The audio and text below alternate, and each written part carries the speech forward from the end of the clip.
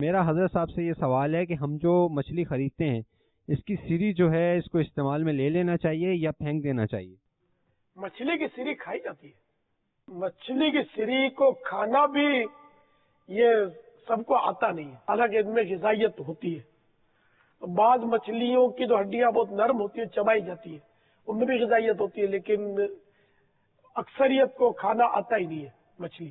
ہمارا لے کے سری میں جو گل پھڑے ہیں جسے وہ پھینک دیے جائے. بعض کے تو گل پھڑے نرم ہوتے کھائے جاتے، تو خیر گل پھڑے جیسے نکال دیے.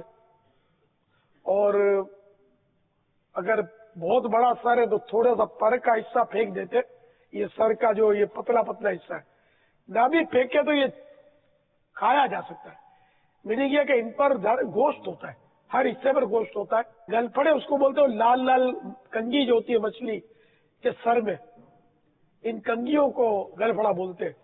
تو اس میں جو بوٹی ہوتی ہے وہ حصہ استعمال کر لیا جائے کھانے میں، اور کنگھیاں اگر نہیں سمجھ آتی تو پھینک دیں آپ. اس کے علاوہ اس کی آنکھیں نکال کر پھینک دیتے.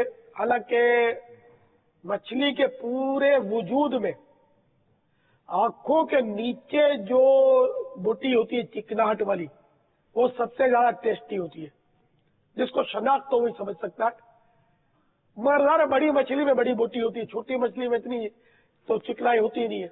اور یہ مچھلی کی اس چکناہٹ میں کولیسٹرول وغیرہ نہیں ہوتا جہاں تک میری معلومات ہے. تو اس لیے مچھلی کی آنکھ نہ پھینکی جائے. پکانے میں اس کو ڈال دے. پھر یہ کہ جب کھانے بیٹھے تو وہ ٹھیک ہے، اس کا ڈیلا جو ہے آنکھ کا وہ تو نہیں کھایا جائے گا، وہ نکال دیں آپ. باقی اس کی جو بوٹی ہے آنکھ کے نیچے کی، وہ آپ کھائیں گے تو آپ کو پتا چلے گا وہ واقعی بہت لذیذ ہوتی ہے. اللہ کی وہ نعمت ہے.